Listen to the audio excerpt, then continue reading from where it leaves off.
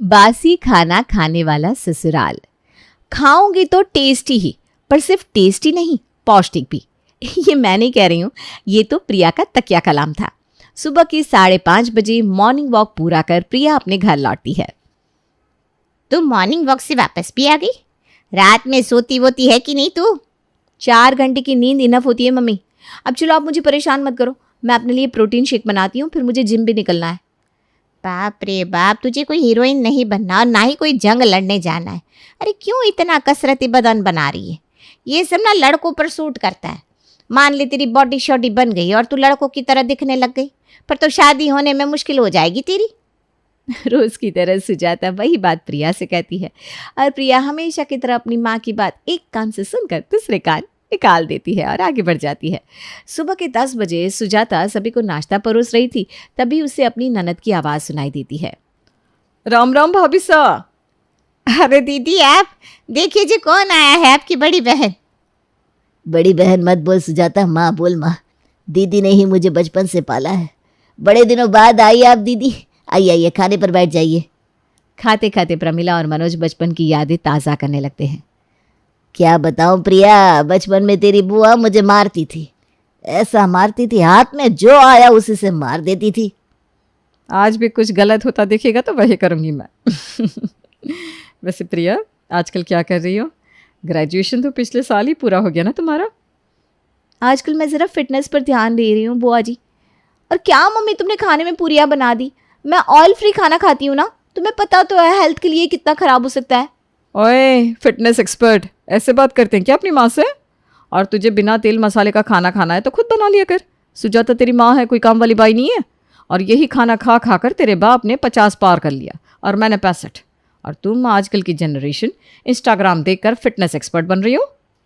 बोलना तो नहीं चाहिए बुआ जी, आप ये बात अच्छी तरह से भी बोल सकती थी, क्योंकि मैंने कोई बहस नहीं की थी। मम्मी से सिर्फ पूरियाँ बदलने को कहा था।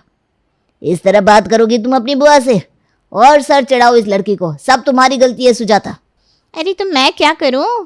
दिन भर समझाती तो रहती हूँ, पर इसे मेरी सुननी नहीं तो निकल गई है मेरे हाथ से। इसी बात पर बहस छिड़ जाती है। प्रिया गुस्से से अपने कमरे में चली जाती है, पर उसके पीठ पीछे बैठती है सुजाता के कमरे में एक सभा। वही सभा जो हर लड़की के जवान होते ही उसके घर पर बैठने लगती है। नहीं समझे? अरे भाई, शादी करवाने की सभा, और क्या। हर रोज़ तो समझाती हूँ इसे, पर ये लड़की न जाने किस दुनिया में खोई रहती है। न पढ़ना है, न जॉब करना है, बस हेल्दी खाना है, डाइट मेंटेन रखना है। चलो इसमें भी बुराई नहीं, पर आजकल इसका गुस्सा तो नाक पर रहता है। वो तो रहेगा ही ना सुजाता, ये उम्र ही ऐसी है।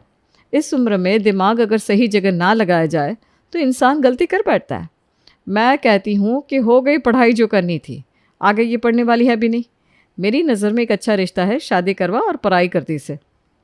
ठीक है दीदी, जैसा आपको ठीक लगे।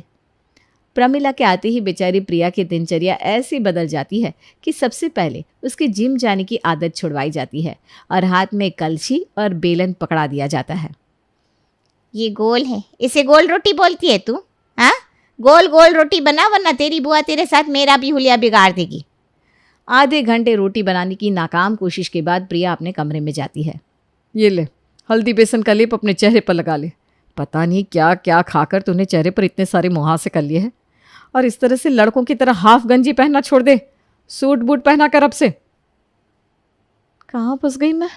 दिन भर लिपा पोती करो और सज धज कर बैठे रहो, माना मैं कोई मूर्ति हूँ। चुपके से अपना दर्द बांटने प्रिया अपनी सहेली नेहा को कॉल लगाती है। मुझे तो लग रहा है ये बुआ जी मेरी डोली उठने के बाद ही वापस लौटेगी।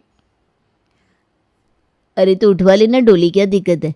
मैं तो कहती हूँ अब तेरे विदा होने में ही फ़ायदा है, क्योंकि तेरी बुआ के जाने के बाद भी तेरे मम्मी पापा सख्ती बरतना छोड़ेंगे नहीं, और पीछे से तूने ज़्यादा चू चप्पर की तो बुआ जी वापस आ जाएंगी। अब मुझे देख, शादी के बाद जो मन करता है करती हूँ। मेरी मम्मी तो मुझे पढ़ने भी नहीं देती थी, और यहाँ मेरे हस्बैंड मुझे MBA करवा रहे हैं। तू ऐसे घर में शादी करके जाना जहाँ या तो तेरी सास रसोई संभालने को तैयार हो, या तेरा पति, और लोग ज़्यादा उंगलीबाज ना हो। नेहा की बात मानकर प्रिया शादी के लिए तैयार हो जाती है, पर उसे कोई लड़का पसंद ही नहीं आ रहा था। ये नहीं, वो नहीं, वो नहीं, हर रोज़ एक नया ऑप्शन। और आज बारी थी अमन के घर जाने की। देख लीजिए सुजाता जी, अपने सुपुत्र से पूछ लीजिए, अगर उसे ये रिश्ता भी मना करना है तो पहले ही बता दे, हम वहाँ जाएंगे ही नहीं। क्योंकि मैं सब समझ रहा हूँ, इसे शादी नहीं करनी, ये तो बस हमारा समय बर्बाद कर रही है। सोचा है तूने कभी रोज़ लड़के देखने जाना, वापस आना और लड़के के हाथ में कुछ पैसे रखना? हर लड़के को देखने में 15,000 के नीचे आ जाता हूँ मैं। अब तक पूरे 1,00,000 रुपए खर्च हो गए। सारे पैसे ऐसे ही चले जाएंगे तो शादी में क्या करेंगे हम? मम्मी तो एक बर्तन भी बिना बजाए नहीं लेती, तो मैं लड़के से मिले बिना जाने बिना शादी कैसे कर लूँ? और लड़का अगर अच्छा हुआ तो शादी के खर्चे वो खुद ही उठा लेगा और आपका खर्च नहीं लगेगा, सो डोंट वरी। और प्रिया अपने परिवार के साथ अमन के घर पहुंचती है। आइए आइए भाई साहब, बैठिए बैठिए। अमन नहीं दिख रहा भाभी जी। जैसे ही सुजाता ये कहती है, नैपकिन पहने हाथ में चाय का ट्रे लिए अमन किचन से बाहर आता है। यहाँ है अमन, आपकी खातिर में। वो क्या है ना बहन जी, मुझसे मेरी रसोई छूटती नहीं, किसी और को अपनी रसोई में भेज नहीं पाती। पर कहते हैं ना, जब भी कुछ अच्छा होना हो कुछ ना कुछ आड़े आ ही जाता है। भगवान की कृपा से मुझे बुखार कभी नहीं होता, पर अभी ही हो गया। पिछले 2 दिनों से बुखार में काम कर रही हूँ मैं। पर आज आप लोग आने वाले थे, इतना सब मुझसे होता नहीं। मेरी हालत देखकर अमन ही किचन में चला गया। अरे वाह, यही तो चाहिए था तुझे प्रिया, मिल गया परफेक्ट हस्बैंड, परफेक्ट सास और परफेक्ट ससुराल। और प्रिया सीधा शादी के लिए हाँ कर देती है। मनोज अपनी बेटी के मुंह से हाँ सुनकर बड़ा खुश होता है। पर प्रिया की खुशी अभी 2 गुनी होने वाली थी, क्योंकि लाली कहती है, शादी में 20-25 लाख ये आपकी बजट है भाई साहब। आपकी क्या ख्वाहिश है बता दीजिए बहन जी। कम है क्या बहन जी? तो हम और पैसे लगाने की कोशिश करेंगे। कम नहीं, बहुत ज़्यादा है ये पैसे। अगर आपको देनी है तो मेरे हाथ में 1 लाख रुपए रख दीजिए। कोर्ट मैरिज के बाद दोनों बच्चों की शादी मैं मंदिर में करवा दूंगी। उसके बाद एक छोटा सा गेट टुगेदर कर लेंगे। बाकी सारे पैसे आप अपनी बेटी के नाम पर FD कर दीजिए। देखा पापा, मैंने कहा था ना, जब अच्छा लड़का मिलेगा तो आपको कोई टेंशन लेने की ज़रूरत नहीं पड़ेगी। दोनों परिवारों को ये रिश्ता बेस्ट लगता है और प्रिया की शादी अमन से हो जाती है और बहू बनकर प्रिया अमन के घर आ जाती है। शादी के दूसरे दिन प्रिया टी-शर्ट और ट्राउज़र में अपने कमरे से बाहर निकलती है। उठ गई तो बहू? जी मम्मी जी। सब चाय पी रहे हैं बहू, तू भी आ जा। अच्छा, फिर मैं अपनी चाय लेकर आती हूँ पापा जी। अरे नहीं नहीं बहू, मैं हूँ ना, तू बैठ, मैं तेरे लिए चाय लेकर आती हूँ। लाली रसोई में जाती है और थर्मस में से चाय निकाल कर अपनी बहू के लिए लेकर आती है, जिसे पीते ही प्रिया कहती है, ये चाय बड़ी टेस्टलेस सी नहीं लग रही पापा जी? चाय के नाम पर तेरी सास तो मुझे गर्म पानी देती है बहू, उस हिसाब से तो आज चाय बड़ी अच्छी लग रही है मुझे। मेरा घर बदला है ना, शायद इसलिए मुझे टेस्ट में डिफरेंस लग रहा है मम्मी जी। आपने तो अच्छी ही चाय बनाई है। कुछ देर बाद प्रिया फ्रेश होकर बाहर आती है और देखती है कि उसकी सास रसोई में नाश्ते की तैयारी कर रही है। अपनी सास के पीछे पीछे प्रिया भी रसोई में चली जाती है। ब्रेड बटर जैम का नाश्ता ठीक है ना बेटा? अरे वाह मम्मी जी, आप तो बड़ी मॉडर्न है। मुझे लगा आप मुझे पराठे खिलाएंगी, पर आपने तो वही बोला जो मैं खाती हूँ। मैं कोई मदद करूँ? हाँ, वो जैम पकड़ा दे मुझे बेटा। प्रिया फ्रिज खोलकर जैम की बोतल निकालती है। ये जैम का कलर रेड से ऑरेंज कैसे हो गया? वो जैम की बोतल खोलकर स्मेल करती है तो उसमें कुछ उसे 19-20 लगता है, इसलिए बोतल को पलटकर प्रिया एक्सपायरी डेट देखती है। ओह मम्मी जी, ये जैम तो एक्सपायर हो गया है, इसे मैं फेंक कर आती हूँ। अरे अरे अरे बहू, पागल है क्या तू? ये 150 रुपये का जार फेंक देगी? ये एक्सपायर वैक्सपायर कुछ नहीं होता। ये लोग ना अपनी सेल बढ़ाने के लिए कुछ भी छाप देते हैं। दुकान में जो भी स्टॉक डेड होता है वो फैक्ट्री में जाता है और वापस नई एक्सपायरी डेट के साथ आ जाता है। चीज़ वही रहती है बहू, इन चीज़ों से कुछ नहीं होता। But I only eat tasty and healthy mummy, ये हेल्थ के लिए बहुत ख़राब है। तो तू ब्रेड और बटर खा ले, मुझे कुछ नहीं होता, मैं तो जैम खा लूँगी। और हाँ, अपने पापा जी को ना मत बोल देना इन सब के बारे में।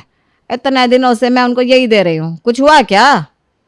और हेल्थ को लेकर गाना गाने वाली प्रिया बेस्ट से बेस्ट ससुराल ढूंढने के बाद भी ऐसी जगह फंस जाती है कि अब क्या बताएं। नाश्ते के टेबल पर सभी खाना खा रहे थे कि अमन कहता है, टिफ़िन में पराठे दे दोगी मम्मी? ये ब्रेड बटर टिफ़िन में लेकर जाऊंगा तो खाने के बाद आधे घंटे में मुझे भूख लग जाएगी। हाँ हाँ मेरे लाल, तेरे लिए अभी मैं पराठे पैक कर देती हूँ।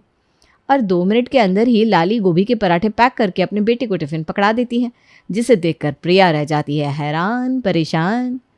अभी तो मैं किचन में गई थी, मम्मी जी ने तो पराठों की कोई तैयारी नहीं की थी, तो इतनी जल्दी पराठा बनाया कैसे? खैर मुझे क्या, मुझसे नहीं बनवा रही है, मेरे लिए वही बहुत है। सभी अच्छे से नाश्ता कर लेते हैं। एक शाम नैना किताबें पढ़ रही थी कि लाली उसके पास आती है। आइसक्रीम खाएगी बेटा? आइसक्रीम कहाँ से आया मम्मी जी? अरे तेरी माँ के पास सब कुछ रहता है, तो बस हाँ बोल या ना बोल। ज़्यादा आइसक्रीम है तो मैं भी एक स्कूप ले लूँगी मम्मी जी। लाली अपनी बहू और बेटी के लिए आइसक्रीम लेकर आती है।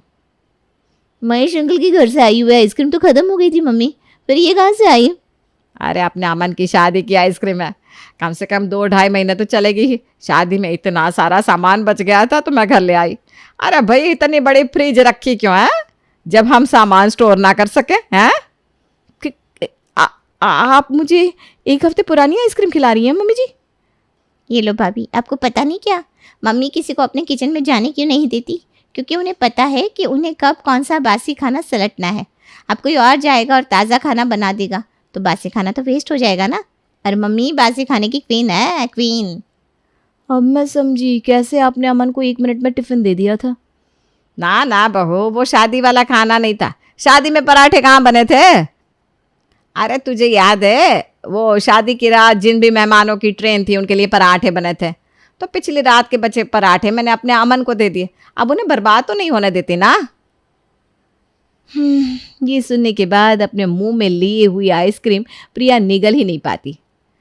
तो इस आइसक्रीम को खाने के बाद जो मुंह बना रही है ना, रोज जो चाय पी रही थी वो चाय कौन सी ताज़ी थी, वो भी तो पिछले रात की थी। नैना ने इतनी चाय बना दी थी कि जितने पीने वाले नहीं थे तो मैंने थर्मस में भर ली। पूरे 2 दिन सभी को वही चाय पिलाई मैंने। पता चला तुझे? नहीं ना। हाँ, आपने मुझे भी बासी खाना खिला दिया mummy. Not fair, this is not right for my health.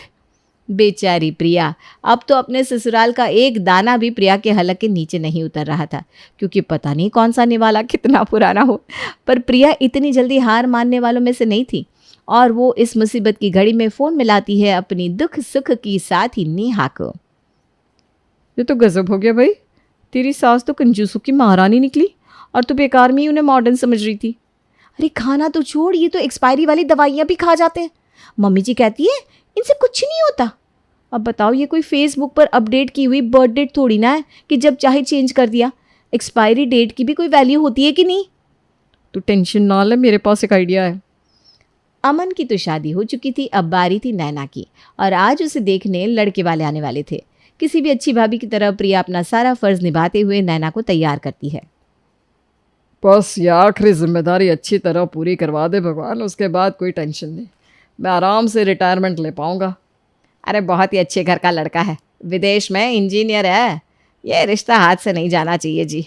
इससे हमारी नैना की शादी हो गई ना तो भाग्य बदल जाएगा हमारी बेटी का। और जैसे ही लड़के वाले आते हैं पूरा परिवार उनकी आवभगत में लग जाता है। अरे बस बस आंटी, और कितना खिलाएंगे आप मुझे, पेट भर जाएगा मेरा। ऐसे नहीं चलेगा सुशील जी, एक और पराठा तो आपको लेना ही पड़ेगा। और आंटी जी, आप तो कुछ खा ही नहीं रही। ये मिठाई देखिए, मम्मी जी की स्पेशल बनाई हुई है। मम्मी जी, वो फ्रिज में आइसक्रीम है, वो तो लेकर आइए। अरे खाने के बाद डेजर्ट तो होना चाहिए ना, है कि नहीं नैना? बाप रे बाप, आज आपकी मेहमान नवाजी देखी, ऐसी तो पहली बार देख रहा हूँ। अपनी ननद की शादी के लिए किसी भी भाभी को इतना एक्साइटेड मैंने पहले कभी नहीं देखा प्रिया। वरना जैसे ही रिश्ता फाइनल होने वाला रहता है भाभियाँ लड़के वालों के कान भर देती है। नैना को मैंने कभी अपनी ननद माना ही नहीं अंकल जी। मम्मी जी ने मुझे हमेशा अपनी बेटी माना, इसलिए मैं भी नैना को अपनी बहन ही मानती हूँ। और छोटी बहन की शादी है तो मैं तो नाचूंगी गाऊंगी, खास करके अगर लड़का सुशील जैसा हो। नैना की बातों से और लड़की वालों की खातिरदारी से सुशील का परिवार खुश हो जाता है और रिश्ते के लिए हाँ करके लौट जाता है। अभी नैना के परिवार वाले रिश्ता पक्का होने का जश्न मना ही रहे थे कि लड़के वालों की तरफ से फ़ोन आता है। क्या ये रिश्ता कैंसिल? लड़के वालों की बात सुनकर प्रिया के हाथों से फ़ोन छुटकर गिर जाता है। ये क्या बोल रही है बहू, किसका रिश्ता कैंसिल? कौन था फोन पर? बोलिए ना भाभी। अरे तू किसी सीरियल की बहू की तरह सस्पेंस क्यों बढ़ा रही है, जल्दी से बोल। मम्मी जी, आपके बासी खाने को खाकर लड़की वालों को फूड पॉइजनिंग हो गई है। सुशील जी का पेट दर्द ठीक नहीं हो रहा है, गुस्से में अंकल जी ने रिश्ता तोड़ दिया। ये सुनते ही लाली सर पकड़कर वहीं सोफे पर बैठ जाती है। कर गया मेरा प्लान काम। खाने में जमाल गोटा मिलाना सफल रहा। लग गया धक्का मम्मी जी को। यही धक्के की तो ज़रूरत थी। अब कभी भी मम्मी जी बासी खाना बनाने की ज़रूरत नहीं करेगी। अब ठीक तो है ना मम्मी? अब कहाँ ठीक बेटा, ये बात सुनकर तो मेरे पैरों तले ज़मीन खिसक गई।